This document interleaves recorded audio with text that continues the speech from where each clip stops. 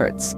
By analyzing the damaged data, AI can predict which areas will require the most resources for reconstruction and which ones can wait.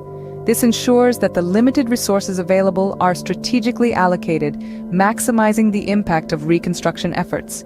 The use of AI in Syria has not only increased the efficiency of damage assessment, but it has also improved the accuracy.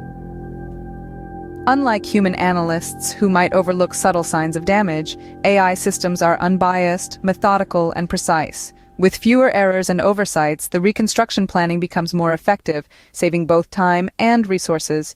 The impact of AI in Syria's post-conflict recovery is a testament to the transformative power of this technology. It has not only expedited the recovery process, but has also ensured that every dollar spent on reconstruction is put to optimal use. The Syrian case illustrates the transformative power of AI in post-conflict recovery. But what are the key takeaways from this discussion? Artificial intelligence is not just a buzzword in the tech world. It's a tool with profound implications for post-conflict recovery. We've journeyed through the role of AI in this critical process, exploring how it's been instrumental in assessing damages and aiding reconstruction efforts in places like Syria. By rapidly analyzing satellite imagery and ground reports, AI has been able to identify areas of greatest need, enabling more efficient and targeted aid delivery.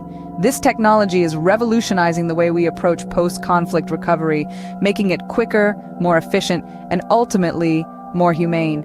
The Syrian case study is a testament to the potential of AI in these scenarios. It's not just about rebuilding structures, it's about understanding where help is needed most and delivering it swiftly. As we look to the future, the implications of AI in conflict recovery are profound. As we continue to harness the power of AI, we are not just rebuilding structures, we are rebuilding lives. This is the true power of artificial intelligence in post-conflict recovery.